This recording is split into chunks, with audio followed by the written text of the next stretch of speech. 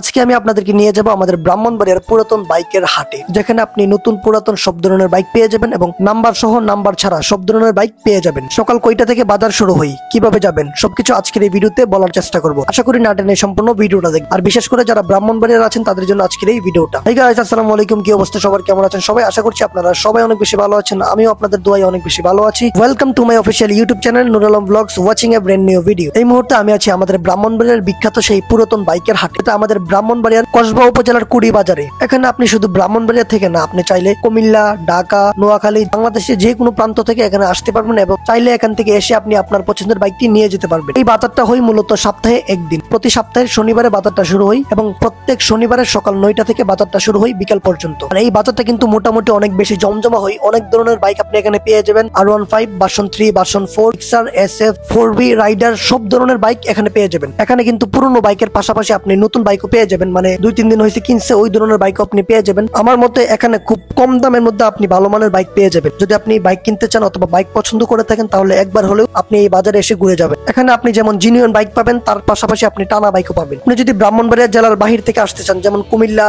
চট্টগ্রাম বা দূর দূরান্ত থেকে আসতে চান, তাহলে আপনাকে প্রথমে আসতে হবে ট্রেনের মাধ্যমে। তাহলে আপনি চাইলে ট্রেন দিয়ে খুব সহজেই আসতে পারবেন। প্রথমে আপনাকে আসতে হবে কসবা স্টেশন। কসবা স্টেশন থেকে মাত্র 40 টাকা ভাড়া দিয়ে আপনি সোজা সেই বাইকের বাজারে চলে যেতে পারবেন। এই ছিল মূলত আজকের ভিডিও। সকলে ভালো থাকবেন, আসসালামু আলাইকুম।